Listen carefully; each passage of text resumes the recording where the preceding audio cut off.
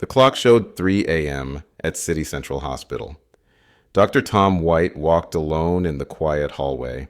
His clean white coat and friendly smile made everyone trust him. For 12 years, he had worked here as a heart doctor. His patients loved him, and other doctors looked up to him.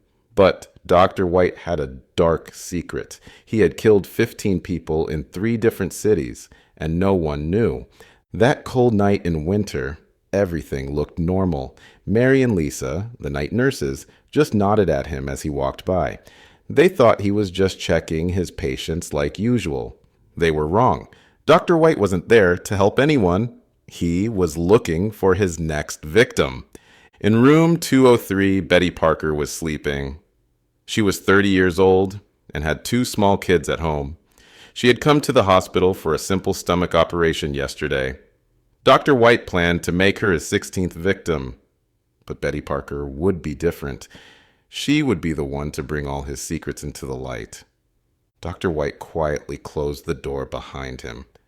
The only sound was the beep-beep of Betty's heart machine. He put his hand in his coat pocket and took out a needle filled with clear liquid. It looked just like normal medicine, but it wasn't. It was his special mix that would kill without leaving any signs. As he stood by Betty's bed, he remembered all the others he had killed. Each death looked like a normal hospital death. Some looked like the patient's heart just stopped. Others like they had bleeding that couldn't be stopped. Being a doctor made it easy for him to hide his murders. Everyone believed his excuses because he was so respected. But something strange happened that night. Dr. White looked at Betty's bedside table. There was a picture of her twin girls, both with red hair and freckles just like their mom. Next to it was a card they made, covered in colorful drawings and written in crayon. "Get well soon, Mommy. We need you home." For the first time ever, Dr. White's hand shook as he held the needle. That small shake changed everything, not for Betty, but for Dr. White himself. Right at that moment, Kate Brown, a new nurse, was walking past room 203. She had forgotten to write down Betty's temperature. Through the small window in the door, she saw something odd. Dr. White was holding a needle that didn't look like hospital medicine. Kate had only worked at City Central for 2 months, but something felt wrong. The liquid in the needle wasn't the right color. Plus, Dr. White was standing weird. Not like a doctor helping someone, but like someone trying not to be seen. Kate didn't say anything to him. Instead, she walked quickly back to her desk. Her hands were shaking as she turned on her computer. She had noticed something else too. More of Dr. White's patients died compared to other doctors. Each death had a good excuse, but now Kate wondered if there was more to the story. As the sun came up, Kate started looking at old patient files. She didn't know it yet, but she had found something huge. But there was a twist. Kate had her own dark past. 3 years ago, she had worked at another hospital where similar mysterious deaths happened. She had stayed quiet then, too scared to speak up. The killer was never caught. Now, as she dug deeper into Dr. White's past, she found something that made her blood run cold. His real name wasn't even Tom White. Before coming to City Central, he had worked at that same hospital where Kate used to work. Could he be the same killer? And if he was, would Kate have the courage this time to stop him? In her hospital bed, Betty Parker slept peacefully, not knowing that she was in the middle of something much bigger than just her surgery. But there was another twist. Betty wasn't just any patient. Her husband was Detective John Parker, who had been searching for a hospital killer for years. And now his own wife was lying, helpless, in that killer's hospital. As the morning shift nurses started arriving, Kate made copies of everything she found. But she wasn't the only one watching Dr. White. Hidden cameras had been recording everything in room 203. Someone else knew about the hospital deaths, too. Someone who had been following Dr. White for months, waiting for just the right moment to catch him. But who was watching? And were they trying to stop Dr. White or help him? The next morning, Dr. White walked into the hospital like nothing had happened. His plan with Betty Parker had failed, but he wasn't worried. He had learned to be patient over the years. What he didn't know was that 3 different people were watching his every move that morning. Kate sat at her desk, pretending to do paperwork, while her heart raced. The files on her computer showed something scary. In the past 12 years, 68 patients had died unexpectedly during Dr. White's shifts, not just at City Central, but at 4 other hospitals too. He had moved from hospital to hospital every few years, always with perfect recommendation letters. But Kate noticed something strange. After he left each hospital, the mysterious death stopped. Meanwhile, Detective John Parker was having breakfast in the hospital cafeteria. He wasn't just there to visit his wife, Betty. For 6 months, he had been watching Dr. White, but he never had enough proof to arrest him. Now, his own wife was in danger, and he couldn't tell her why he had asked 3 other officers to guard her room in secret. But John Parker had another secret. 20 years ago, his sister had died in a different hospital. The doctors said it was a normal death, but John never believed them. That's what made him become a detective. Now, looking at Dr. White's smiling face across the cafeteria, something about the doctor reminded him of someone from his past. The 3rd person watching Dr. White that morning was Sarah Miller. She worked as a cleaner at the hospital, pushing her cart from room to room. Nobody paid attention to her, which was exactly what she wanted. But Sarah wasn't really a cleaner. She was an FBI agent who had been tracking a serial killer for 15 years, a killer who used hospitals to hide his murders. As Sarah cleaned near room 203, she saw Kate looking at the patient files. For a moment, their eyes met. Sarah saw something familiar in Kate's face. The same fear she had seen in another nurse's eyes 15 years ago, at the first hospital where the murders began. That nurse had tried to report the deaths, but disappeared the next day. Her body was found a week later, made to look like suicide. Dr. White was getting ready for his morning surgery when his phone buzzed. The message made his face go pale. "I know what you did at Green Valley Hospital in 2010. He looked around quickly, but the hallway was empty, except for Sarah with her cleaning cart. What no one knew was that Green Valley Hospital held the biggest secret of all. It wasn't just where Dr. White had worked. It was where he had trained as a doctor, and his teacher had been Dr. Robert Black, the first doctor to master the art of hidden hospital murders. Dr. Black had taught everything to young Tom White: how to make deaths look natural, how to move between hospitals without raising suspicion, and most importantly, how to pick the perfect victims. But there was a twist that even Dr. White didn't know. Dr. Black hadn't died in that car accident 5 years ago. Like everyone thought, he was still alive, and he was much closer than anyone realized. In fact, he was in City Central Hospital right now, disguised as one of the patients, watching his former student's every move. Back in room 203, Betty Parker was waking up. As a nurse checked her medicine, Betty remembered something from the night before. A strange dream about a doctor standing over her bed. But was it really a dream?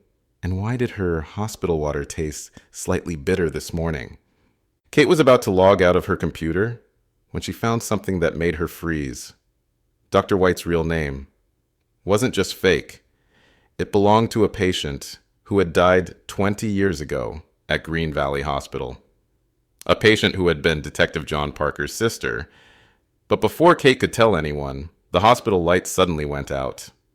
In the darkness, she heard footsteps coming toward her desk. The backup generators should have turned on right away, but they didn't. Someone had planned this blackout carefully. In the dark hallways of City Central Hospital, 4 people started moving with purpose, each with a different plan, each hiding secrets that could change everything.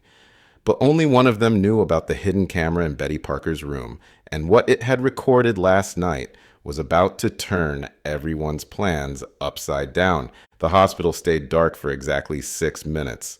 When the lights came back on, Kate wasn't at her desk anymore. Her computer screen was still on, but the patient files she'd found were gone.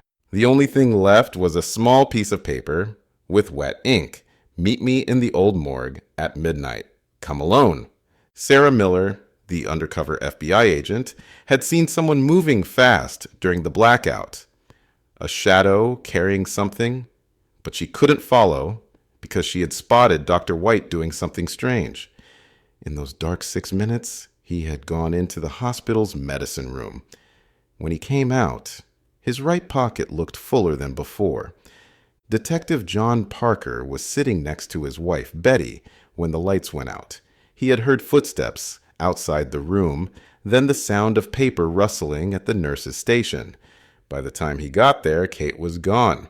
This reminded him of another missing nurse from 20 years ago, the same night his sister died. But the biggest surprise was waiting in Betty's water cup. During the blackout, someone had come into her room. That someone wasn't Dr. White. He had been in the medicine room. Betty took a sip and said the water tasted normal now, not bitter, like before. John quietly took the cup for testing, his cop instincts telling him something was very wrong. Down in the basement, in a locked room, behind the hospital's kitchen, Dr. Black sat looking at monitors. He wasn't really a patient. He had set up this hidden room months ago. The cameras showed him everything. Dr. White stealing medicine, Sarah pretending to clean already clean floors, and Detective Parker taking his wife's water cup. But the screen showing Kate's desk was empty. Dr. Black smiled. Everything was going according to his bigger plan. What nobody knew was that Kate hadn't been taken. She had followed someone during the blackout. She saw a person she recognized going down to the old hospital wing that nobody used anymore. It was Dr. White's assistant, Emma Lee. But Emma wasn't just a helper. She was Dr. Black's daughter. She had been helping her father track Dr. White for years, waiting for the right moment to reveal a truth that would shock everyone. At noon, Dr. White went to check on Betty Parker again. This time, Detective Parker was there. The two men looked at each other, both pretending not to know each other's secrets, but they did share one thing they didn't know about. Both of their pagers showed the same message. Green Valley Hospital, room 105, April 15th, 2004. That date meant something different to each person in the hospital that day. For Dr. White, it was the day he killed his first patient. For Detective Parker, it was the day he found his sister dead. For Sarah Miller, it was her first day as an FBI agent. And for Dr. Black, it was the day his plan started. A plan much bigger than just teaching one student how to kill. In the pharmacy, the day shift workers were counting medicines. One bottle was missing. Not a dangerous drug, but simple sleeping pills, the same kind that had been found in Dr. Black's car after his accident 5 years ago. The accident that everyone thought had killed him. The hospital security cameras showed nothing unusual during the blackout because someone had looped old footage. But one camera was different, the hidden one in Betty's room. It showed something that would change everything. During those 6 dark minutes, 2 people had entered her room. Not one. They were wearing the same kind of doctor's coat, moving the same way, and even had the same height. It was like watching the same person twice. As evening came, Sarah Miller found something in the cleaning closet, an old badge from Green Valley Hospital. The picture showed a young Dr. White standing next to his teacher, Dr. Black. But in the background, barely visible, was someone else. A young nurse who looked exactly like Emma Lee, and she was holding a baby. Kate, still hiding in the old hospital wing, heard footsteps. Looking through a cracked door, she saw Emma Lee talking on the phone. "Everything's ready, Dad. Dr. White doesn't suspect anything. Tonight at midnight, we'll finally tell him the truth about his real family." But the real shock came when Kate looked at her own hospital badge. The picture was starting to peel off, and underneath was another photo, one that made her realize why she had really come to work at City Central Hospital. She wasn't just another nurse caught up in this mystery. She was part of Dr. Black's plan from the very beginning, and her real identity would turn out to be the biggest twist of all. The hospital got quieter as night came. By 10 p.m., Dr. White was in his office, looking at old photos. One picture made him stop: his medical school graduation. He was standing between Dr. Black and a woman he'd never paid attention to before. Looking closer now, he realized she looked just like Betty Parker. His hands started shaking. In room 203, Detective Parker was connecting dots he'd never seen before. His sister hadn't died at Green Valley Hospital by chance. She had gone there looking for her stolen baby, a baby taken by a nurse named Helen Black. The same Helen who was Dr. Black's wife. The same Helen who had disappeared the day after his sister died. Sarah Miller, still in her cleaner's uniform, found something that changed everything. Behind a loose brick in the old morgue, there was a diary. The first page had a family photo. Dr. Black and Helen with twin babies. The names written below: Thomas and Timothy Black. Sarah's heart stopped. Dr. White wasn't just Dr. Black's student. He was his son, and he had a twin. Meanwhile, Kate had discovered more in the old hospital wing. Emma Lee had left a box of old papers there. They showed that 25 years ago, Helen Black had helped deliver twins at Green Valley Hospital. But she did something terrible. She stole one of the twins from their real mother. That mother was Detective Parker's sister, which meant Dr. White wasn't Dr. Black's real son. He was Detective Parker's nephew. At 11:30 p.m., Betty Parker woke up feeling strange. The water she drank earlier wasn't just water. It was a special medicine that brought back old memories. She suddenly remembered something from 25 years ago. She had been there the night her sister-in-law's baby was taken. She had seen Helen Black running away with the baby, but she'd been too scared to tell anyone. The guilt had haunted her all these years. In his hidden room, Dr. Black watched all of this on his monitors, but he wasn't alone anymore. Emma Lee was with him, and she was crying. "Dad," she said, "we have to tell them the truth. About Mom. About why she really took the baby. About the other murders at Green Valley Hospital." The truth was bigger than anyone knew. Helen Black hadn't stolen the baby to keep it. She had done it to save it, because she had discovered something horrible. Her husband wasn't just training doctors. He was creating killers. He would find young doctors, teach them to murder, and then blackmail them to do worse things. And now he had a new plan: to reveal everything at midnight and watch his two sons destroy each other. At 11:45 p.m., 3 people were walking toward the old morgue.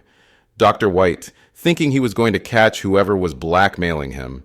Kate, carrying the proof of who she really was. And Detective Parker, who had finally figured out why his sister had really died. But in room 203, Betty Parker was remembering more. Helen Black hadn't disappeared. She had been killed, but not by Dr. Black. Betty had seen the real killer that night. It was someone else, someone who was still in the hospital right now, watching and waiting. Sarah Miller got one last surprise before midnight. The FBI badge she carried wasn't real. The real Sarah Miller had died 3 months ago. Someone had stolen her identity. But who? The answer was in the last page of Helen's diary. But before Sarah could read it, someone hit her from behind. At 11:59 p.m., security cameras caught 5 people entering the old morgue from different doors. But the hidden camera in Betty's room showed something even more shocking. Betty Parker wasn't in her bed anymore. She was walking toward the old morgue too, holding something in her hand that would change everything. Helen Black's last letter, which explained the biggest secret of all.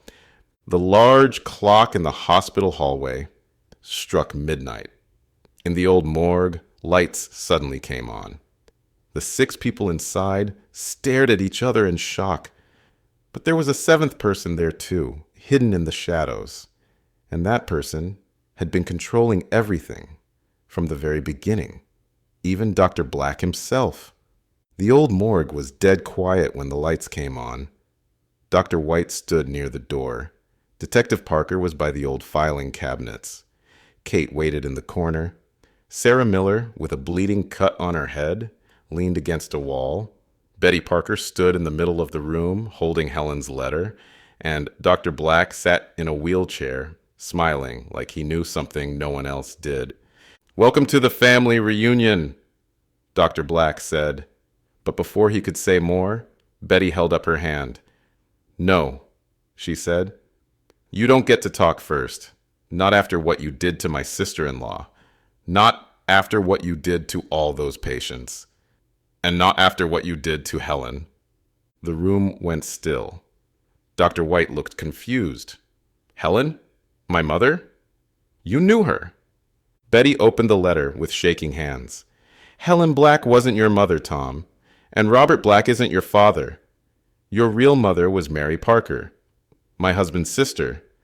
The woman who died trying to find you." Dr. White's face went white. Detective Parker took a step forward, his hand touching the gun at his side. But the biggest shock came from Kate, who suddenly started laughing. "You all think you know the truth," Kate said, "but you don't know anything." She pulled off her nurse's badge, and under it was another one, a Green Valley Hospital badge from 25 years ago. The name on it, Helen Black. "That's impossible," Dr. Black whispered. "Helen is dead. I saw her die." "No, Robert," Kate said. "You saw what I wanted you to see. Just like Tom here only killed who I wanted him to kill. Every patient, every death, I planned it all. From the day you stole my baby." The truth hit everyone like a thunderbolt. Kate wasn't just a nurse.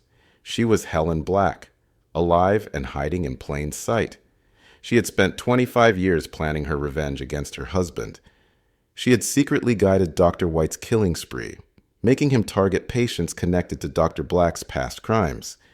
But Sarah Miller wasn't shocked, because she wasn't really Sarah Miller. She pulled off her wig, revealing a face that looked exactly like Dr. White's.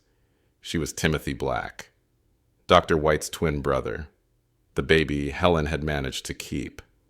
"Mom," Timothy said to Kate, "tell them the rest, about the real reason all of this started." Helen Kate looked at Dr. Black with hate in her eyes.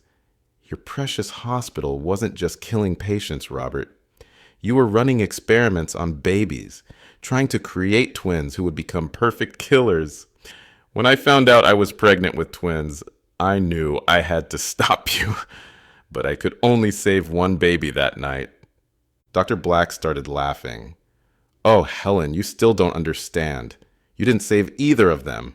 Every death, every murder, it was all part of my plan. To prove that killers are made, not born. Tom and Timothy both became killers, just like I wanted. One trained by me, one raised by you, both exactly the same." But Betty Parker wasn't listening anymore. She was reading Helen's letter, and her face showed pure horror, because the letter revealed one last secret.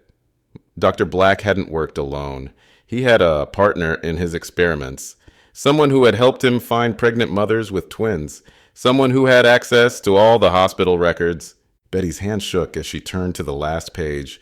There at the bottom was a signature she knew very well, her own. Before anyone could react, a hidden door in the morgue wall opened. A figure stepped out holding a gun. Everyone turned, expecting to see another enemy, but it was Emily, Dr. Black's daughter, and she wasn't alone. Behind her stood 3 police officers and the real Sarah Miller, very much alive. "FBI, nobody move!" the real Sarah shouted. "This entire hospital is surrounded." But Dr. Black just kept smiling. He pressed a button on his wheelchair, and suddenly all the doors slammed shut. Red lights started flashing. Over the speakers, a voice started counting down from 60. "One last experiment," Dr. Black said calmly. Let's see which of my killers survives the night. The countdown echoed through the old morgue. 55, 54, 53. Everyone looked for a way out, but the doors were sealed tight. What did you put in the hospital?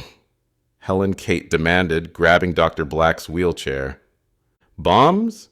Timothy, Sarah asked, still holding his fake FBI badge. Dr. Black smiled wider. Much worse. In exactly 45 seconds, a gas will fill this hospital. Anyone who breathes it will go crazy with anger. They'll attack anyone they see. Imagine doctors, nurses, patients, all turning into killers. My perfect experiment. Betty Parker stepped forward, the letter shaking in her hands. That's what you were doing 25 years ago. Testing this gas on pregnant mothers with twins, seeing if it would affect their babies. And it worked, Dr. Black laughed. Look at Tom and Timothy. One raised by me, one by Helen. Both became killers anyway. It's in their blood. The gas changed them before they were born. The real Sarah Miller tried shooting the door locks, but the bullets just bounced off. Emily ran to the air vents, but they were already sealed. 35 seconds left. Then Detective Parker noticed something. Betty, he said quietly, why aren't you surprised about the gas? The room went silent, except for the countdown. Betty's face changed. She wasn't scared anymore. She looked strong, confident, different. Because, she said, I helped make it. Dr. White backed away from her. What? I wasn't just signing papers, Betty said. I was the chemist. I created the gas for Robert. But I made something else too. A cure. She pulled a small bottle from her pocket. Enough for one person. Dr. Black's smile disappeared. This wasn't part of his plan. Give me that, he said, trying to get up from his wheelchair. But Betty wasn't done. I made 2 versions of the gas back then. One to make people violent, and one to make them remember everything, every bad thing they'd ever done or seen. That's what I put in my water today. That's how I remembered everything. 15 seconds. Helen Kate grabbed the bottle from Betty. My babies, she cried. I have to save my babies. But Timothy grabbed it too. Save Tom, he said. I'm already a killer. He can still be good. Dr. White just stood there, suddenly remembering all his victims. The gas from Betty's water was in the air now. Everyone was starting to remember their past sins. 10 seconds. Emily screamed, The cameras! Dad's been recording everything. The whole world will see what he did. 9 seconds. Detective Parker remembered watching his sister die, doing nothing to help. 8 seconds. Helen Kate saw herself leaving baby Tom behind, choosing Timothy instead. 7 seconds. Dr. Black tried reaching the bottle, but his legs wouldn't work. His wheelchair wasn't fake. The car accident had really paralyzed him. 6 seconds. The real Sarah Miller remembered finding all those dead bodies over the years, never catching the killer. 5 seconds. Betty remembered all the babies she had helped Dr. Black experiment on. 4 seconds. Through the morgue walls, they could hear people in the hospital starting to scream. 3 seconds. Dr. White reached for the bottle, but stopped. I deserve what's coming, he said. 2 seconds. Timothy broke the bottle. 1 second. The cure spilled on the floor, spreading into a perfect circle around them all. Nobody would be saved. Or maybe they all would be. 0. Red gas poured into the room through every crack. But something was wrong. Dr. Black started laughing harder than ever. Oh, Betty, he said. Did you really think I wouldn't know about your second gas? The one in your water? The one making everyone remember? That was my plan all along. And now? He pushed another button on his wheelchair. The floor under them started to move. The morgue wasn't just a room. It was an elevator, taking them down to somewhere deep under the hospital. Somewhere even Dr. Black's hidden cameras couldn't see. Welcome, he said as they descended into darkness, to where it all really began. The elevator moved down for what felt like forever. The red gas swirled around them, but nobody was turning violent. Instead, more memories were flooding back. Memories someone had made them forget. "This isn't the remembering gas," Betty said suddenly. "It's different. Robert, what did you do?" The elevator stopped. They were in a huge underground room, filled with hospital beds. But these weren't normal beds. Each one had straps and strange machines attached to them. On the walls were hundreds of baby pictures. "Welcome home, boys," Dr. Black said to Tom and Timothy. "This is where you were really born." Helen Kate fell to her knees. "No, this isn't possible. I gave birth at Green Valley Hospital." "Did you?" Dr. Black wheeled himself to a wall of pictures. "Look closer, Helen. You were never pregnant. You worked for me, helping with the twin experiments.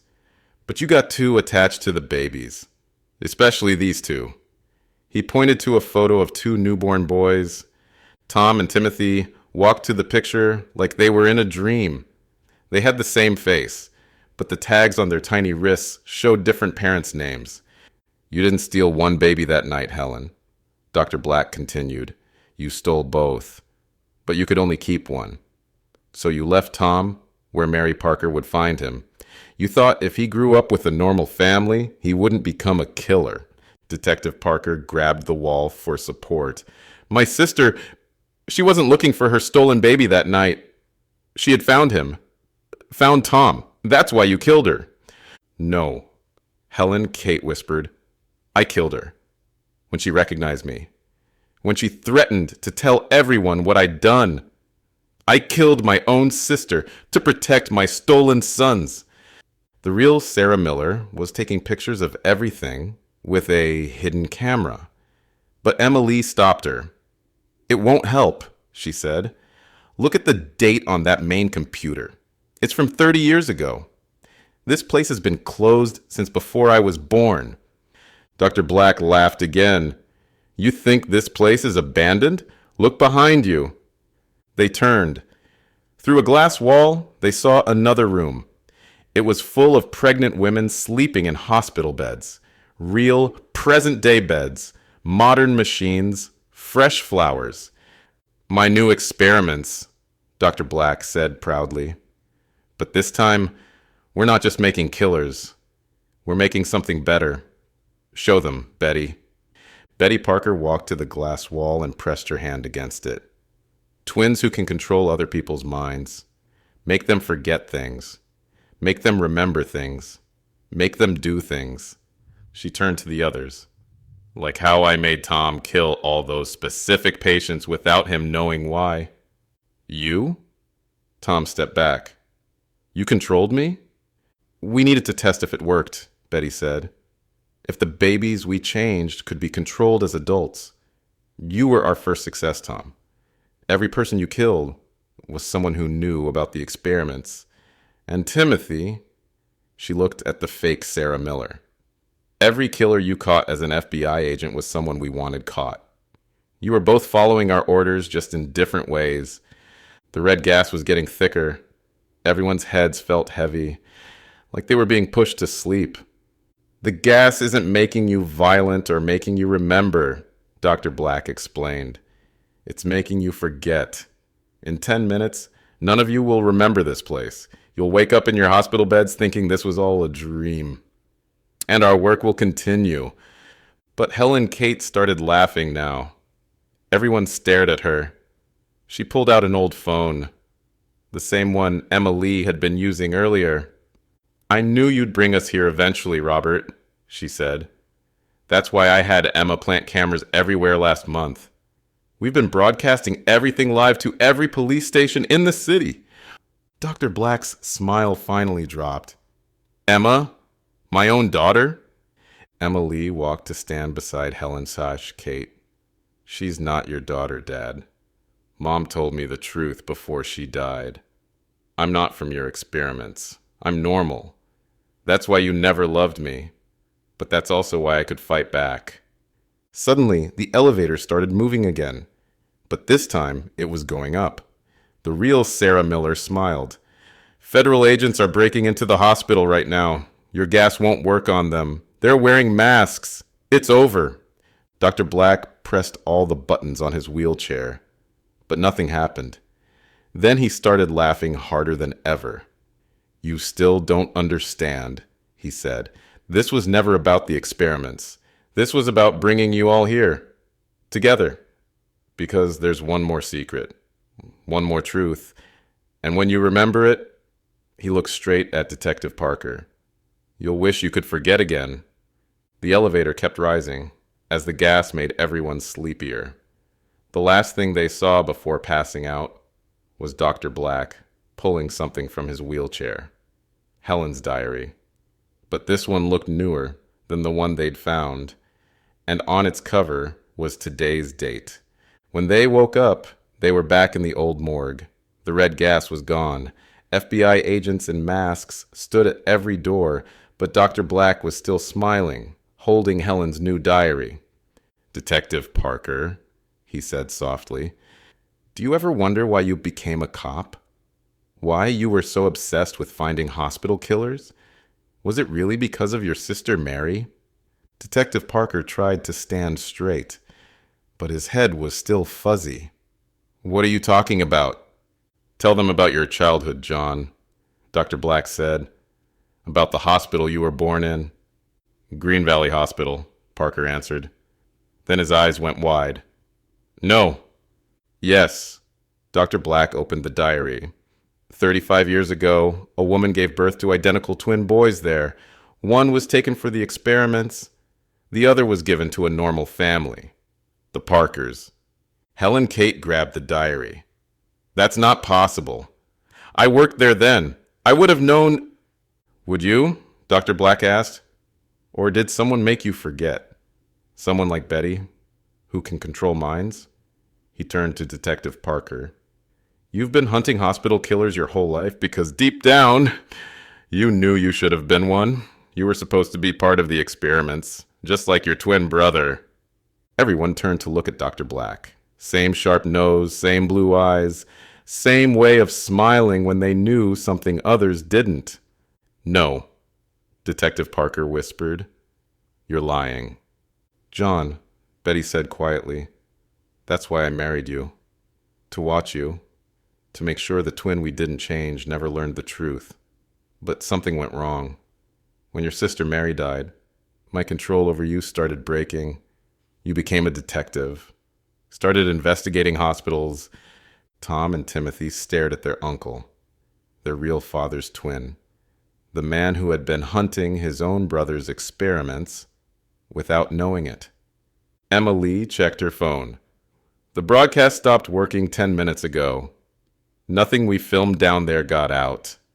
The real Sarah Miller lowered her gun. Because there is no downstairs room anymore. I just got word. The whole underground level exploded as soon as we came up. Dr. Black nodded. Of course it did. Can't leave evidence. But it doesn't matter now. The new experiments are somewhere else. The pregnant women you saw, just holograms. The real ones are safe, hidden, growing the next generation of special twins. Where? Helen Kate demanded. Ask your son, Dr. Black said. The one you thought you saved.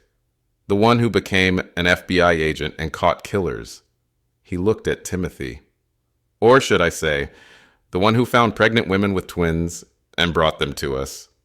Timothy dropped his Sarah Miller disguise completely. They said they were helping mothers with difficult pregnancies, giving them special care.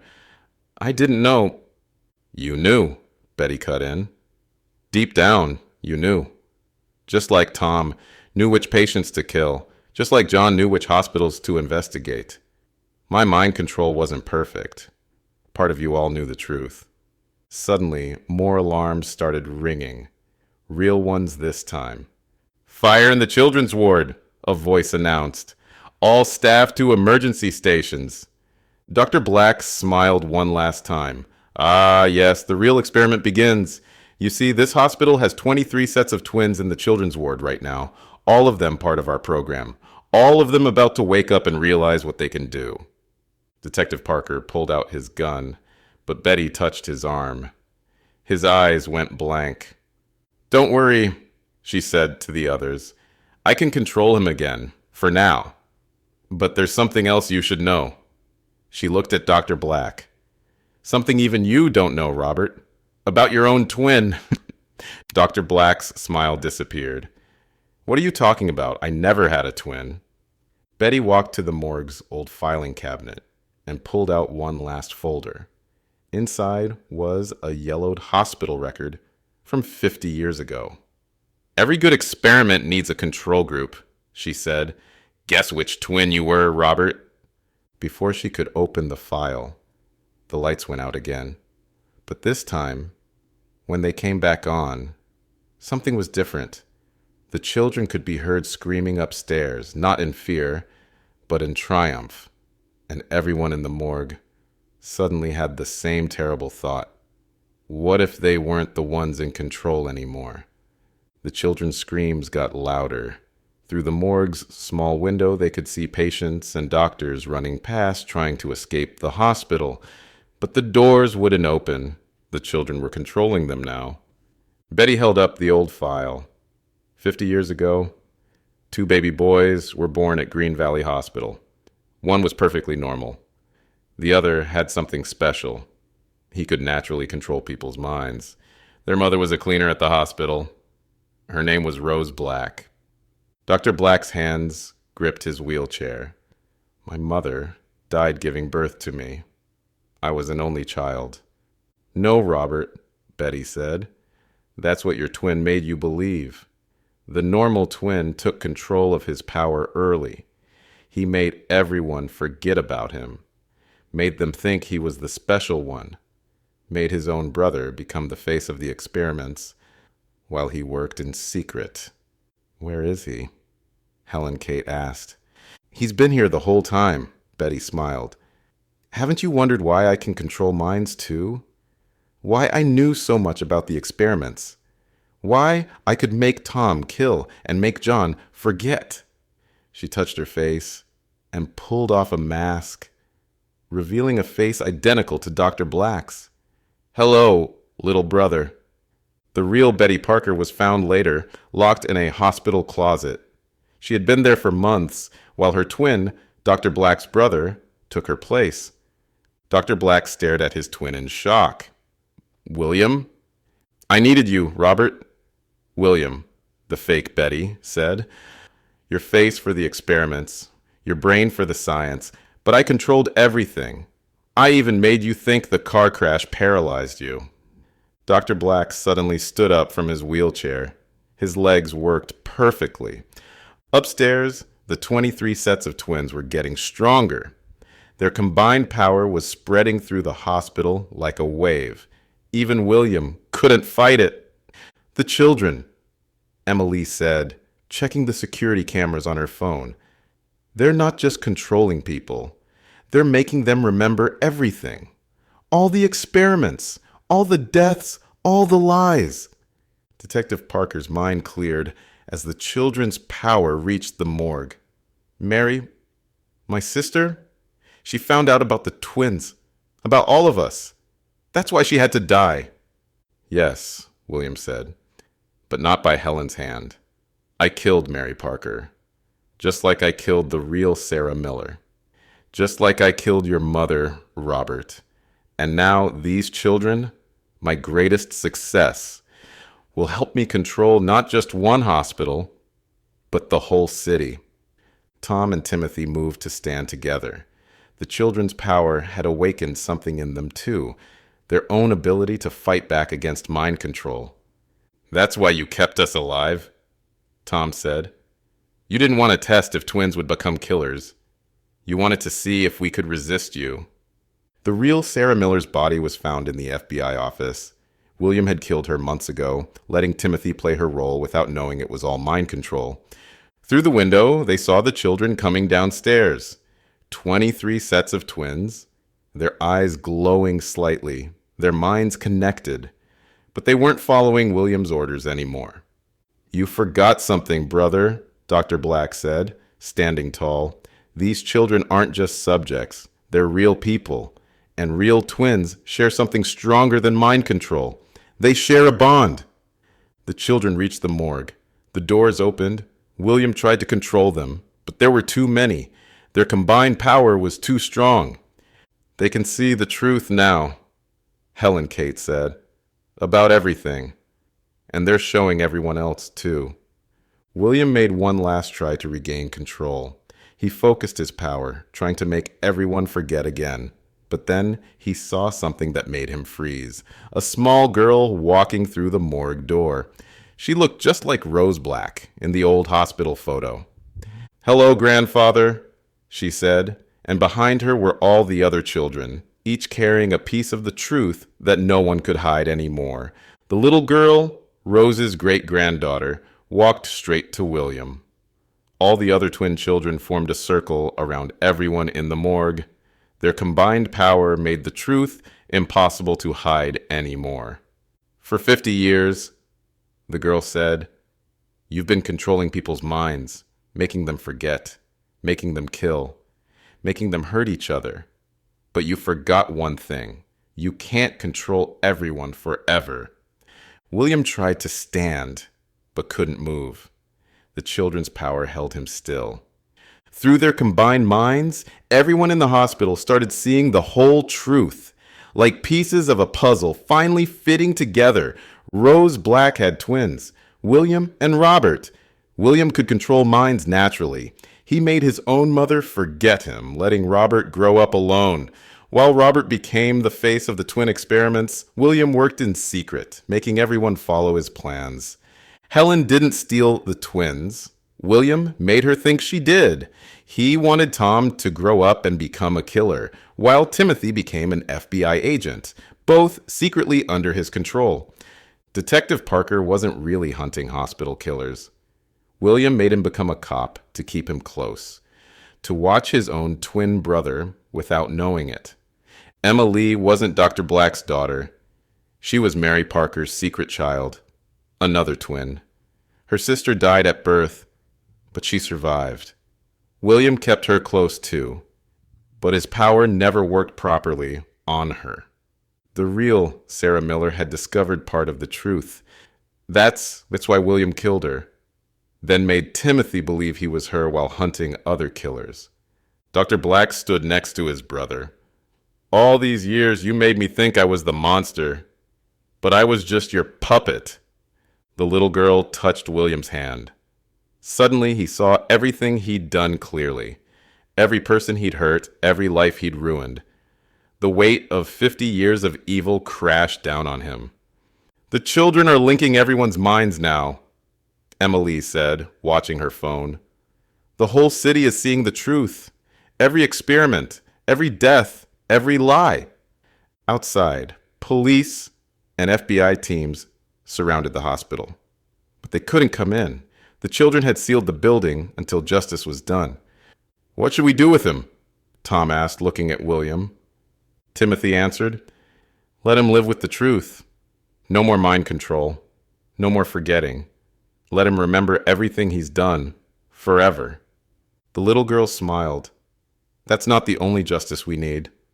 She turned to Dr. Black. "You knew what was happening sometimes. You could have tried to stop it. You chose to stay quiet." Helen Kate stepped forward. "I killed an innocent woman to protect a lie. I have to pay for that." Detective Parker looked at his twin brother. "And I ignored clues about the experiments because part of me didn't want to know the truth." "We all did terrible things," Tom said, "whether we were controlled or not." The children nodded together. Their power reached out beyond the hospital, touching minds across the city. Everyone who had ever been part of the experiments, doctors, nurses, guards, and helpers, started turning themselves in to the police. "But you," the little girl said to Emma Lee, "you tried to stop it. You put cameras everywhere. You collected evidence. Even when William tried to control you, you fought back." Emma Lee looked at the phone in her hand. The live stream hadn't failed earlier. She just made William think it did. The whole world had seen everything. The children's power grew stronger. All the hospital doors opened. Police rushed in. But before they reached the morgue, the little girl had one last thing to say. The twin experiments are over, she told everyone. But we're not finished. There are more children like us out there, more secrets to uncover, more people who need to face the truth. She looked at Tom and Timothy. You're free now. Your minds are your own. What you do next is your choice. The police reached the morgue. William and Dr. Black were arrested. Helen Kate turned herself in. Detective Parker took off his badge. But as they all left the morgue, they felt something change. The children hadn't just exposed the truth. They had changed how minds could be controlled. Never again would one person have that kind of power over others. Tom looked at his twin brother. What do we do now? Timothy smiled. We find the other children, the ones William hid away, and we help them break free too. The little girl watched them leave. She knew this wasn't really the end. It was just the beginning of a new chapter, because somewhere out there, more twins were waking up, discovering their powers, and starting to remember the truth about who they really were. And this time, nobody could make them forget.